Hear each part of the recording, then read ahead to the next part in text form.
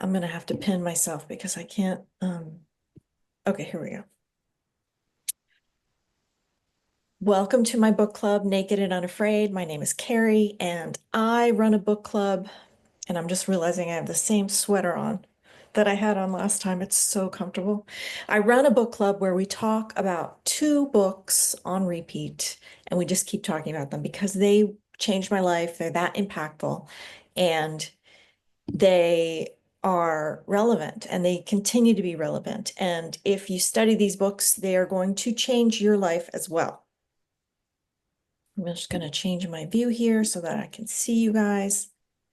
Hello. And today we are going to talk about chapters 10 through 12. But before we get to the chapters we're going to talk about, what we talked about last week was 9, 10, and 11, which are, let me see, legitimacy. We talked about legitimacy and really feeling that desire in yourself before you bring it out into the world. We talked about the power of celebration, and we talked about asking. And we did an exercise lab on legitimacy, and we also did a couple exercise labs on celebrating. And I just wanted to open it up to you guys. If you had anything, if you don't, that's fine. But if you had anything that maybe shifted for you, maybe you felt something more strongly, maybe you claimed a win that felt weird, and maybe you noticed how hard it was to celebrate at all, because we do not celebrate. We're good girls. We just put on a smile and move along, and we don't celebrate our wins, because if we celebrate, we're going to look full of ourselves and weird, and it's not what we do in society. But guess what? We're starting to do it. So let's go. Did you guys have anything that shifted or any questions? I noticed around, well, it ended up being the legitimacy exercise and the celebrating. I just noticed I have an ease around my orchard project, which is meaning an ease way beyond that because that was really weighing on me. So I was all focused on the what I'm not getting to and what I'm not doing aspect of it instead of focusing on the, hey, I'm doing this. That's so awesome, So Grace. yeah, so it feels, you know, those shifts where something happens and it's more the taking away of the bullshit. So it doesn't seem like, aha, this thing is happening. It's like, oh, this is how it should be. This is just like, it feels just more ordinary in a good way. That's so awesome. I love to hear that because that means it's working. It's like settling in your system. Yeah. It's becoming more normal. You're getting more comfortable with it. And it's just like life gets easier. And who doesn't want that? That's just amazing. And this thing that seemed impossible, which really there's no reason for it to be impossible, but now it just seems like, well, yeah, I'm doing it and I'll learn some things from it and I'll make mistakes and hey. So yeah. That's awesome. I also want to say I just peeked back uh to your other email and because you said today we're doing 10 to 12 and so last week was 7 to 9, I think. So Yes. okay. Yeah, yeah. Cool. No You biggie. have it right. You have it correctly. I don't have the book, so you know, it's all conceptual for me. Yes. But I may get the book today or tomorrow. So Woohoo. It's all conceptual, period. I mean, that's just how it is. You're going to even read the book and you're going to still be like, it's all good. It's perfect. All right. how about So, Phoebe? Phoebe looks like she's ready to share. yes, Phoebe, did you have something? I was just going to say the legitimacy exercise has helped me kind of be in that, keep that energetic space of calling that in, of what of that legitimacy of that. Yeah. So it's like when things in this life maybe are not going exactly so easily in that direction, and when I'm having my feelings, I'm going back to it's helping, that exercise is helping me keep the faith. So That's so awesome. yes. Yeah. Yes. There's And something that, I mean, it's just something that happens when you can feel it. yeah. Yeah. Yeah.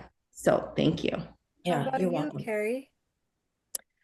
I notice that I celebrate, I more readily celebrate stuff.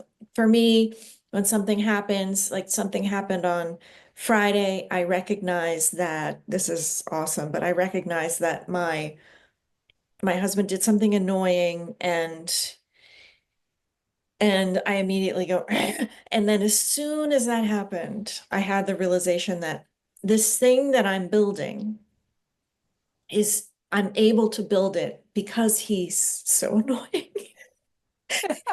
He's providing so much lush content for me to test this thing that I'm building.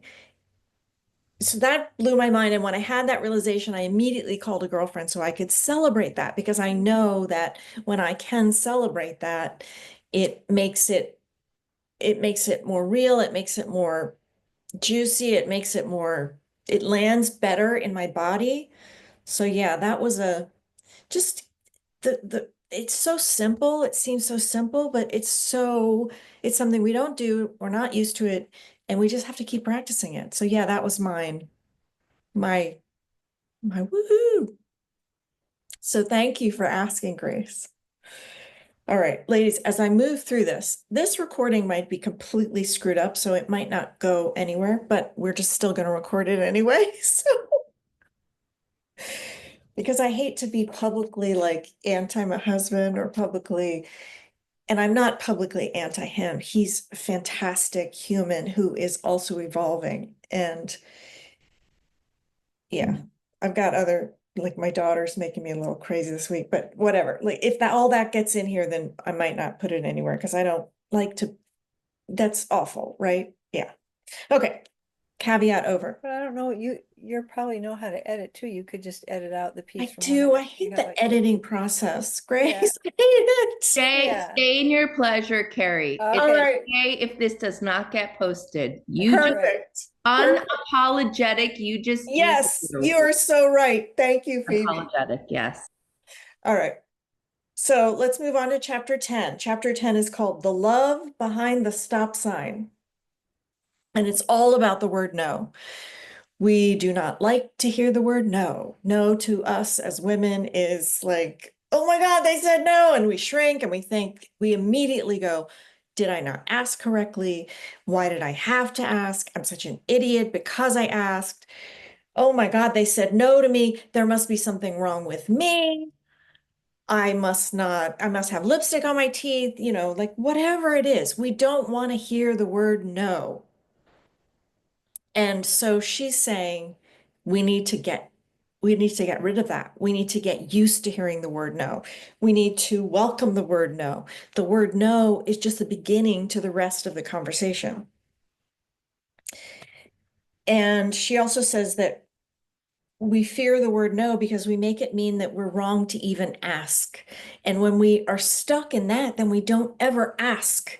So it's just like run into that word no, get used to it, practice it, and make it feel more comfortable.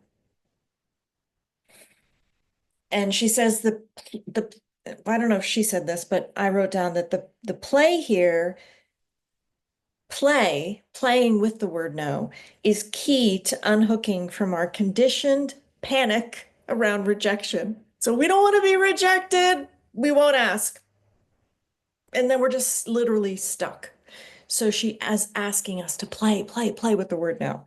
And there are two, maybe three exercises in this chapter. So the first one is the rigged no. And we're not gonna do it now because I just can't deal with that right now. It's a We good might do it title this- though. Isn't it? No. Isn't it? We might do it Maybe this they week. all are, right? Like Yeah. maybe anyway. I They're don't know what good. it is, but maybe that's what all the no's are. Yeah. Just rigged. So the rigged no is that one person is the person that's going to say no to whatever it is that's asked. And she does this in a partnered exercise. She also does it in a group. And I think we're going to try and do it in a group this week. And it is someone will ask a question, Phoebe, can I have a piece of fruit? And oh, no, no. Yes. And if Phoebe's the person, she will say no. And then Grace would say, Phoebe, would you let me come stay in your beautiful house in Hawaii? And Phoebe would say no. So it's just a practice exercise of we ask 20 questions to the person that's going to say no, and they just keep repeating the word no. And it's playing with how are we asking? Am I asking like I'm uh, entitled to a piece of fruit? Am I asking like, please, my life depends on coming to live with you, Phoebe? Like it's playing with how to ask, and that gets us out of our comfort zone because we're playing and that loosens us up. And then it's also playing with answering with no. So you answer playfully, you answer flirtatiously, you answer fuck no, that's not gonna happen. You know, it's just playing with doing that. So that's one of the exercises. And as we're doing it, it's not about, we're not defending the answer. No, it's just no. So we always kind of try and no, because this, that, and the other. There's always some story we have about our no because we don't feel even comfortable saying it or hearing it. So there's some kind of like, no, because my mom is here and you can't do that. It's just no. No is a sentence. So she's asking us to get comfortable with that without having- I'm explanation. having fun imagining me asking Yes. Phoebe to come live with her and her saying, fuck no. I It don't is even know you, fun. but fuck no. It is fun. Okay, and then the next, she also says here, learning to hear no without making it mean something about us, you know? So we, as the question askers, would ask, can I have a piece of fruit? And then Phoebe says no. And I don't immediately go, oh, did I ask wrong? Did I not say the right thing? Did I maybe not ask sweetly enough if I had asked this way? No, her no means nothing about me. So that's like a mind opener. Hey, Donna. Okay, so the next exercise in this chapter is begging for no. And she says that this exercise is supposed to be ridiculous and hysterical. And one person, another thing with, oh no, I won't go back to that. One person is the dom and the other person is the sub. And so the sub is, do I have that right? Yes, the sub is asking the questions. Can I please have a, a bag of potato chips? And the dom is no. And it's the sub is begging, maybe just like, please let me have a bag of potato chips. It's asking in the most ridiculous ways. So I wrote down, you're going to beg, tease, whine, rage, plead, flirt. You're going to embody different emotional flavors, whether it's spoiled brat, seductive temptress, temper tantrum, or total indifference. Kind of a bag of potato chips. You know, you're just playing with how you can ask. And then the dom is responding with a full-bodied, equally playful no. So that's just a partnered exercise. Oh, and the fun part about that is I've never seen it done live. It's like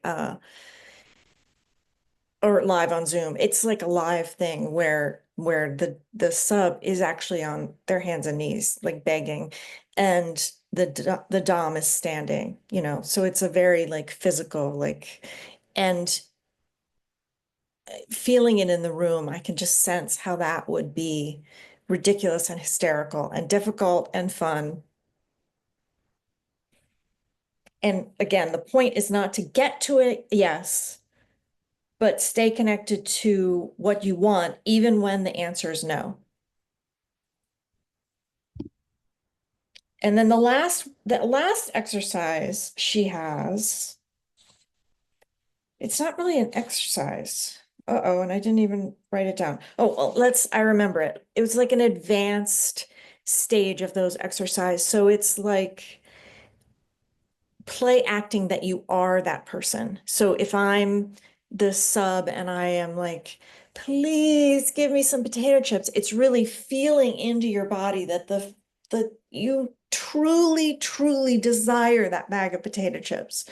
So it's starting to get congruent in your body, like she talks about in some of the earlier chapters.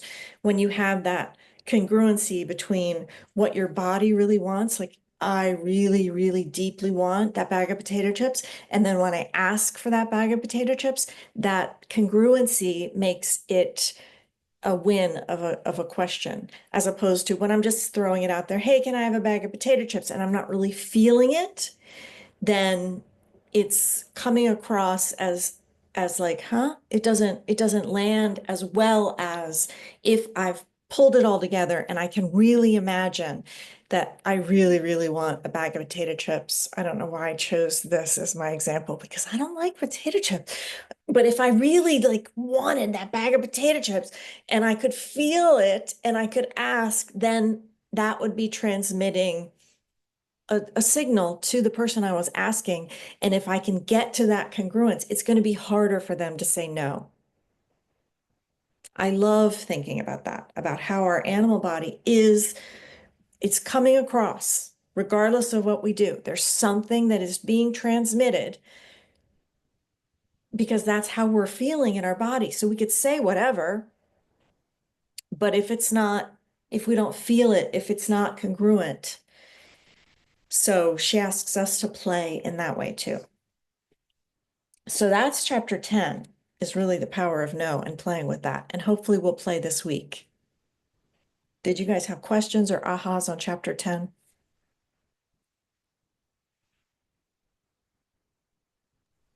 I don't, it reminds me of, I remember being in this giant women's circle years ago, and you just say one word of what you're bringing.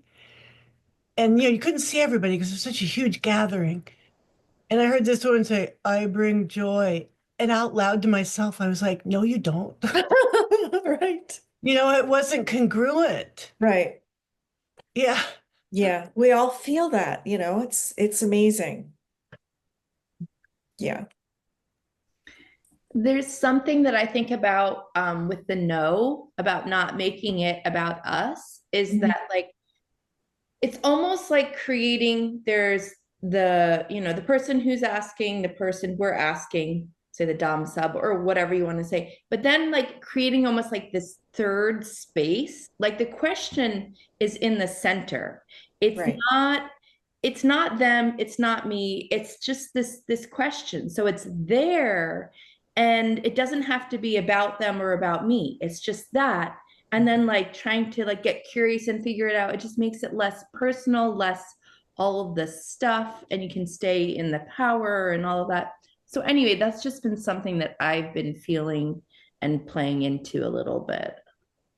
I love that. I Yeah. love that because it just takes the pressure off us. Yeah, yeah, And it also makes it into this like living, breathing conversation, yeah, which he's also telling us to do. Like, get curious about the no. Like, why is it a no? And if you can get curious about it and you can get behind it, there's something that that person is protecting. There's something that that person doesn't want to do. And if you can figure that out, you can go to the next level.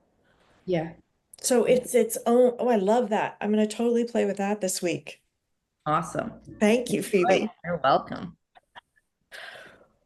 All right, chapter 11. I'm totally blanking on what chapter 11 was.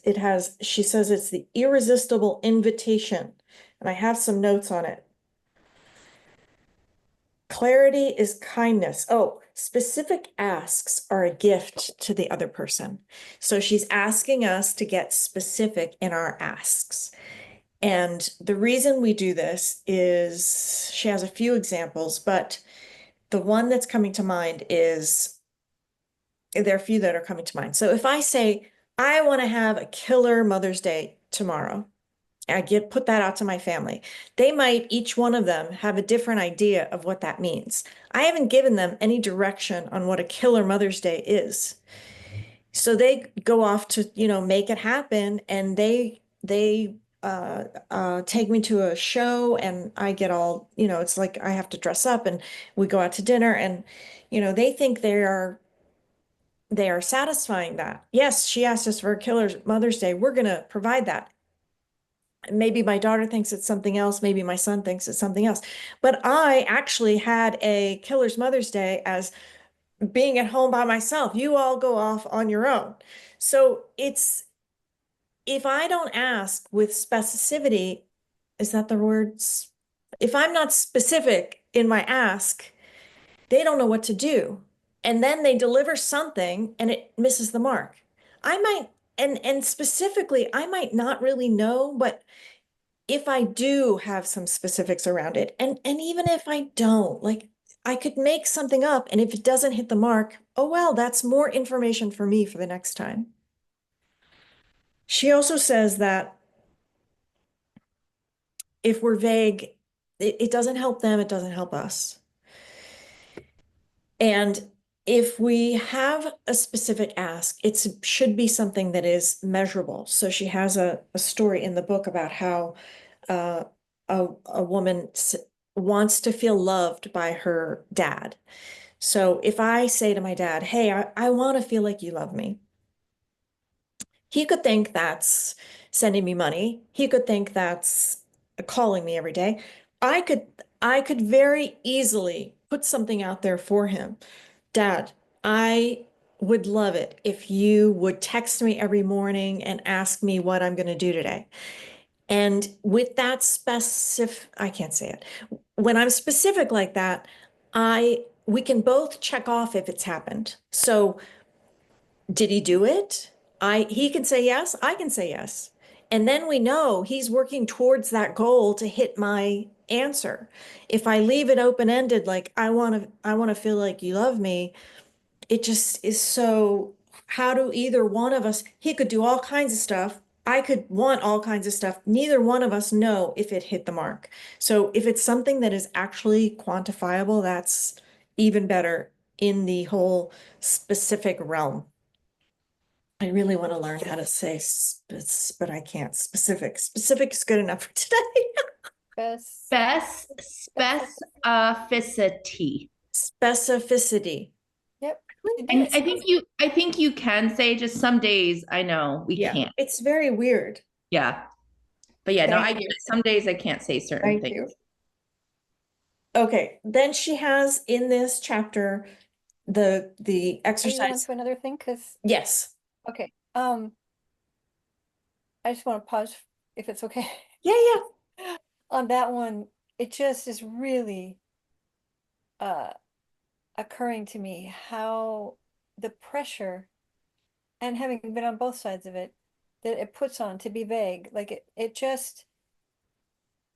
it's not actually asking somebody to do something for you or to show you something. It's like, I'm asking you to be a mind reader. I'm asking you to Right. guess. I'm asking you to actually kind of waste time imagining, questioning what might be right for me, rather than just, hey, here's what I would like, do the thing, and they Right. can say yes or no. So It is a I don't time know, waster. yeah. Yeah. And that it seems like maybe culturally or historically in the, like, that's been the requirement, or that's been the proof, is that you would make this effort. I don't know. There's just something that sounds, it feels kind of sick. Yeah. Yeah. Yeah. Well, it's a different way of being, right? We don't historically, culturally, we're not used to very specifically saying, I would like you to send me a text every morning. We're not used to that. So, And we don't take responsibility for, like, what do I want? right. Which is, I understand, like, sometimes I really don't know. Sometimes we But don't that's know. on me. It's not Right. like, well, I'm feeling something missing, so you should guess something. Right. It's like, that's, yeah, it's backwards and it keeps all of us stuck in this loop of, well, what does she really want? Oh, she doesn't really know. I don't really know. It's like just put a line in the sand, send me a text every morning. It's either going to hit or it's not. And if it doesn't, I can adjust. Oh, that didn't really hit. Yeah. What's helpful to me is always remembering that core thing where she talks about how we're to cut ourselves big compassion because we're trained for power aversion. Absolutely. Yes. For power aversion, because if we were in our power, like if a slave is in their power, the master will whip them. So we're breaking the dependency that's centuries old where we were property. But it just helps me to go, oh, that's right, power aversion. Okay, and take a breath. I can be powerful and safe now, Right. Right. What did you say when you first started that? Because that's so important. She keeps reminding us to Oh, but I was super compassionate, kind of. yes, Yeah. compassionate. Just to have some grace, have compassion for ourselves because we've been trained in this one way. Yes, so important to keep remembering that. Because if we judge ourselves, then we're basically that's like an internalized whip, Right, actually. right. And we just keep ourselves in that loop. We're just, ooh, ooh, ooh, we don't break free. Yeah. So compassion, I have compassion for And you, it's little Carrie, who doesn't know any better, and I'm training to move through it. and it's not only that we've been trained in it, that system is still perpetuating it, Yes. right? So it's like we are breaking something, we are deconstructing something Yeah. Yeah. And it has that's ripples. that people will still maybe go, oh no, that was what's she doing? Okay, I'm gonna move on to something that came up while I was thinking. It's a little tiny bit in this chapter that I think is like so important. It's called praise training. And it is, I think, the key to almost any good long-term relationship. So, and it's so powerful. It's just asking for something small and then praising the hell out of it when you get it.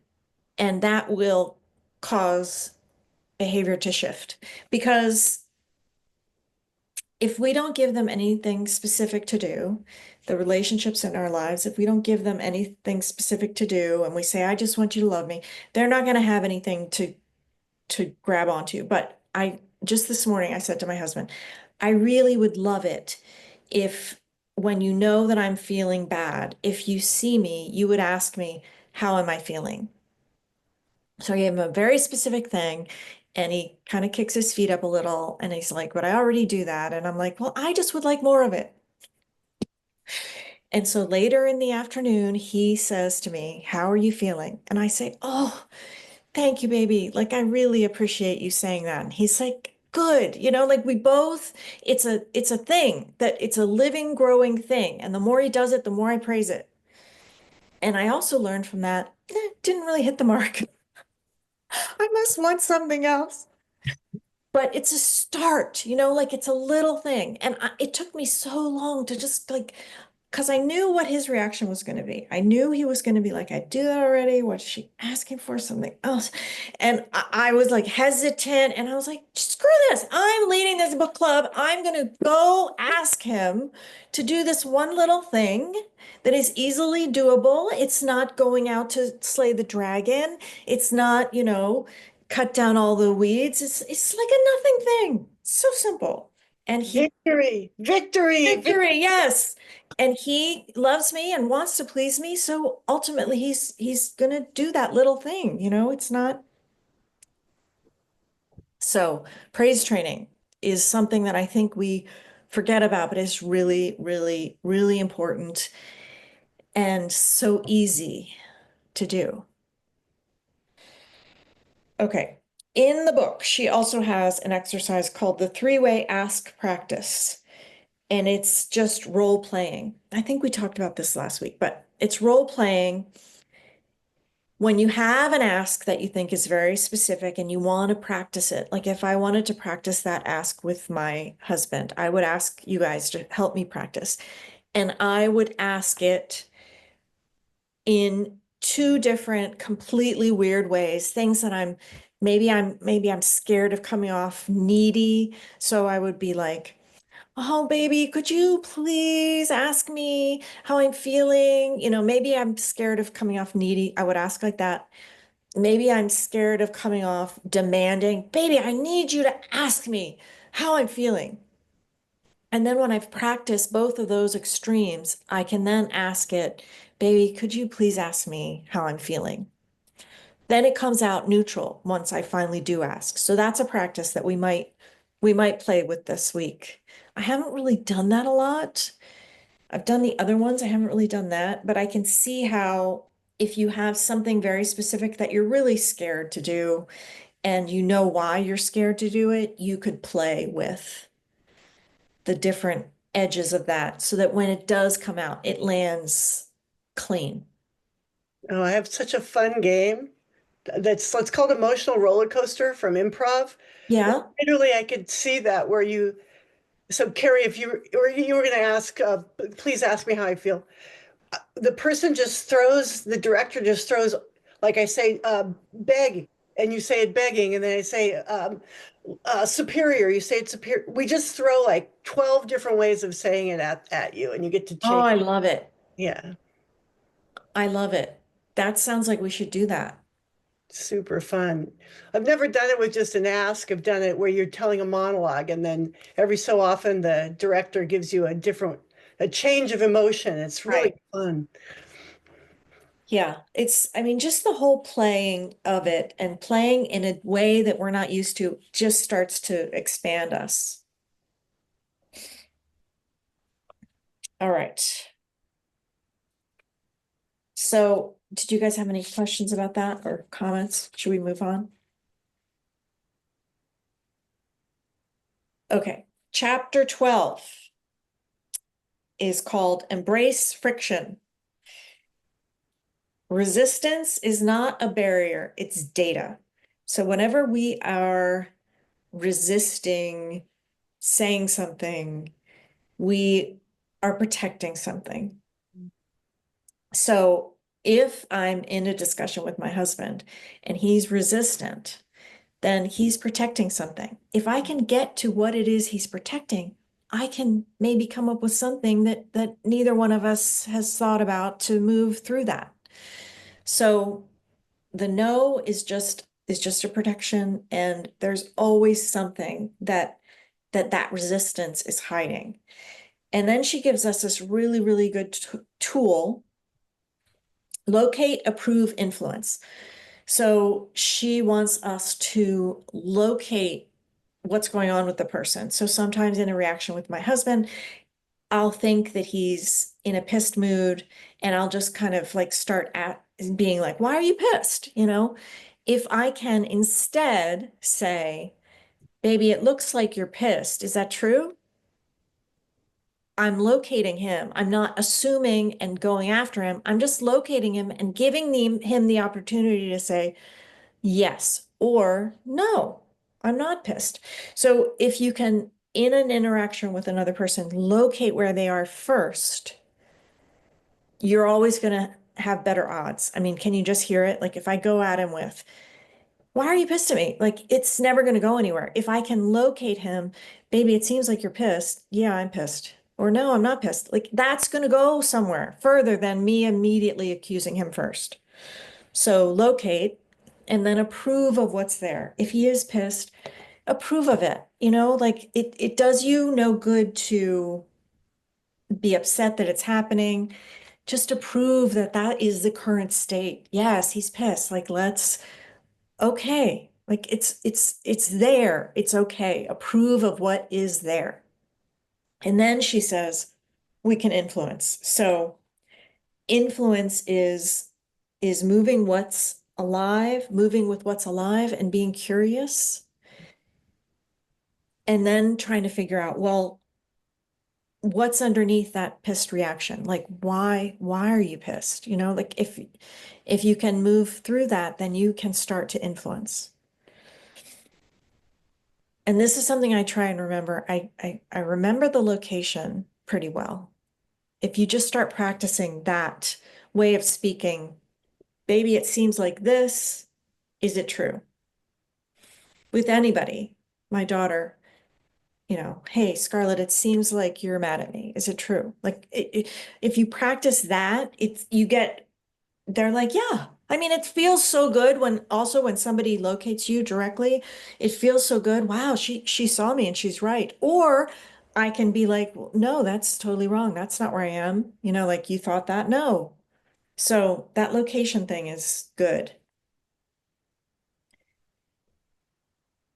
And then she says again, never be afraid to locate something that already exists. And avoiding it doesn't make it go away, it just makes it louder. So there's always something that we're bringing in.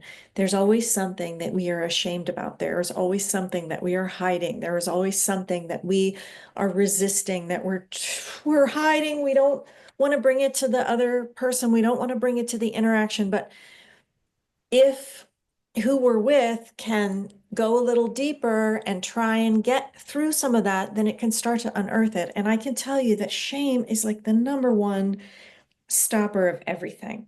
So if we can, with the people that we love and care about, try and get underneath that a little bit, if we can accept in our own selves that we have shame about whatever, and we can start to open it up a little and be like, well, yeah, I have this, it's here. If we can start to let it go, everything starts to change. We start to get less scared. I'm going to share a story with you about my sister. Uh, my sister has accused me and my whole family of having occult rituals in which she was sexually abused when she was 7, which would make me 10 and would make my brother 5. So apparently, she says the whole family had these occult rituals in our basement. The whole family, my dad, my mom, my brother, my sister, and she's been, apparently, she says she's been brought to death several times by the 4 of us. So that was something that I had a lot of shame about, that my sister's talking about this openly on TikTok, saying my name. I had shame. I didn't want anybody to hear that story. I was like, oh my God, somebody might hear it and believe it. And I had shame about it. And as soon as I started talking about it, I was like, I mean, I knew it was ridiculous. I knew it didn't happen. I knew it was something that people would hear and be like, yeah, there's something off there. I knew that, but I didn't want anyone to hear it and think that about me. But once I started naming it myself and I started saying, she's accusing me of having occult rituals in which I sexually abused her. It started to lose some of its juice, because why do I need to carry shame around something that someone else is saying about me that has no basis in truth whatsoever? So whatever we're hiding, whatever we're holding on to, whatever we have shame about, let that shit go. Like, the more we start shaking that loose, the freer we are in the world. The more I show up without any makeup on Zoom, the more I show up in spaces where I had been maybe scared. Maybe somebody will find out that my sister is saying this crazy, wacky thing about me. And now it's loosened its grip. So, Sherry, yes.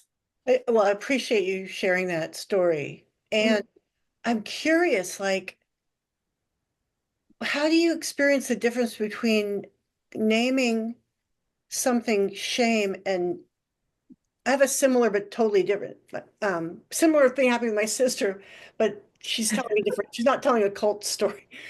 You know, I hear you. the difference of fear, like, like, why am I so unsettled that this version of me is being put into the world by my sister? Yeah. Like, to me, I experience it more as fear of what I can't control, Yeah.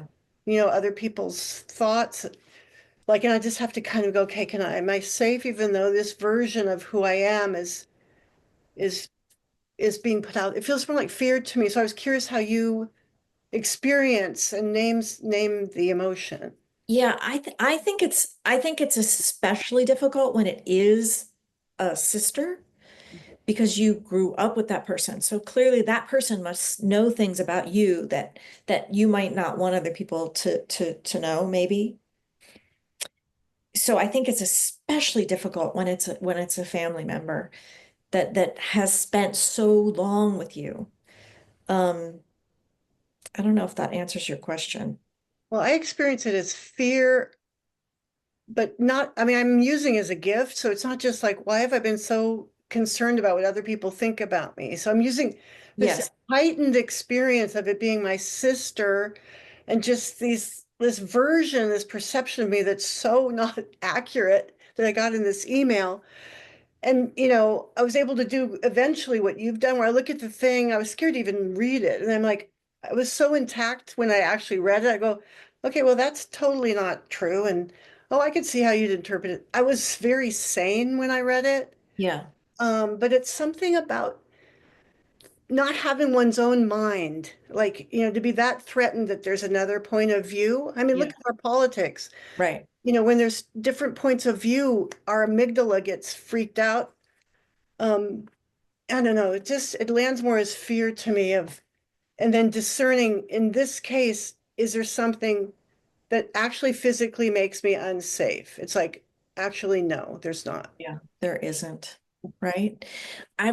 So you were saying like let's take political stuff. I don't always do a good job, but I try and remind myself that there really is no right or wrong. There's what one person believes and what another person believes, and this person believes this because of whatever they have going on in their lives. And this person believes this because of whatever they have going on in their lives. And there might be little bits of right and wrong in both of them, but ultimately, like there is no black and white. There is no right or wrong. Even when I think about, I mean, like I said before, I don't know if I'm going to put this recording anywhere, but when I think about like a serial killer, surely a serial killer is absolutely wrong. Okay, yes. But that serial killer is that way because of something that happened to them early on in life. So they are doing what they are doing to satisfy something in them. So who's to say that is wrong? Yeah, that's why if we can get underneath the head, the head are ideas Yeah, arguing. You can always argue with your head. right. The nonviolent communication is about the needs, finding the needs underneath, you know, Yeah, the words. yeah, There's anyway, there's words and then anyway, I love nonviolent communication. It leads to the needs, but yeah. interpretation of words is the second step. Anyway, this is just a very rich conversation. Yeah, it really is. And I love to take it back to politics because that is going on all the time. And I really, if you can get to what are the needs that that person is protecting, like that is a true thing for them. And that's also totally okay. Like it's an okay thing for them. Yeah, they say we all agree, we have the same needs, we disagree on strategy. Yeah, Right, for 9/11 there was different strategies on making our country safe. yeah, Diplomacy, there's the strategy is where we gets challenging. right. Yes, it's very challenging. Grace, did you want to say something? Yeah, it's just really, I took a walk with my partner yesterday and I was talking about just very similar thing as we're, running along this trail. But I was just thinking how we make a person wrong as opposed to the thing that they're doing being harmful, and what system, you know what I mean? Like it takes the focus away from the system that is Right, creating that. So right. it's not about, oh, so I think I was using the example of the guy who's been deported, and some people are saying he's an M13 gang member, and some people are saying he's not. And I had that same thing that you're just saying of like, is he wrong as a being? I don't know anything about, I'm not actually tracking that story. But someone that gets involved in gang stuff, are they wrong as a being? Or what created them? Like that's the best option that they had. And it's not about excusing that behavior. And it's not about, well, let them just continue doing gang Right. activity or whatever. But can we take the focus off the otherizing of an individual and look at Yes. what is producing this, Right. which is the more fundamental problem. Like if you really want to stop those things from happening, there's a systemic thing to look at, Right. which doesn't And it's excuse what people are doing individually, but it's just like we don't actually answer anything when we just go, that person did a bad thing. Then there'll be more people doing bad things right. if we And don't it's go so further much, upstream. it's easier to be like, yes, that person is bad. It's so much easier to just point it like that person must be bad.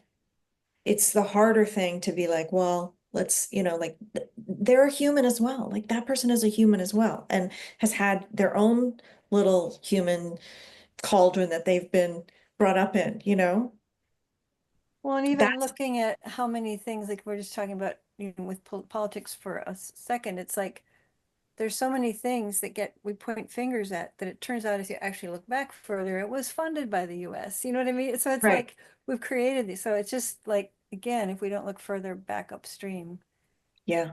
those we'll just continue to be kind of tail wagging the dog. Is that Yeah. saying is? And Yeah. I really like to just try and be curious about all of it because if we can stay open and curious, then we can shift people and they can shift my view, if we can stay open. If we can't, then we shut down and we're just stuck. And I don't want to be stuck. No, thank you. All right. She has a really, really good story in the book. We only have 6 minutes left. I'm going to ask you to read it, but it's basically about one of her dominatrix sessions with a gentleman. And when you have a dominatrix session, not that I know anything about it, but apparently she's the dominatrix and they come in and they're maybe naked. So this dude comes in, he's naked. He has a teeny, teeny penis. And she sees it, she notices it. They're having this session. She's asking him, kiss my feet, whatever. And it's just not going anywhere. And all of a sudden she calls out what's right in the room. You have a micro dick. Mark, George, whatever your name is, you have a micro dick. And this is why this is not going anywhere, this recording. And as soon as she calls it out, she sees his reaction. He's like, holy shit. Like he clearly, he probably has shame about this. She's calling it out. She's not letting it stay hidden. And as soon as she calls it out, the chemistry in the room, the energy in the room changes. And then when she sees that change, she changes the way she is towards him. And she goes, wow, like you must not even be able to make love to a woman. I don't think she used that word, but you must not, but you must have learned how to do it so well. Like you must have had to. So it's just like, and he starts to get filled up again. He starts to feel more powerful. She's like, so it was such a brilliant example of how if we can stay curious about whatever the other person is hiding, resisting, trying to keep anyone from getting there. If we can be curious and go after that, we're going to get a lot further in our relationships. And that whole exchange was so, I was like, wow. And every time, literally every time I've uncovered anything that has to do with shame, mostly around my own self, it has unlocked stuff for me. I think shame holds so many layers and keys, and the more shameless we can get, the better. So I just, that's your homework, is to read that little exchange at the end of chapter 12. All right, ladies, what else did I have? I don't know what our exercises are going to be this week. I will let you know. I will let you know the days. I'm thinking Monday, Wednesday, and Thursday again. Did you guys have any questions, concerns, ahas? Oh my God, I'm so excited. Oh, I love that. And I've got ideas if you want ideas for labs. I've got something I called the desire game. Where Mhm. you hear a no, you just enjoy it and you want what you want even more. You just keep Oh, wanting what you want even more. Mm. that's good. That's good, Anne. All right, ladies. Thank you so much. Thank you. Thank you for reading. Thank you for being with me. Thank you for discussing openly. And I am again very, very, very grateful for each and every one of you.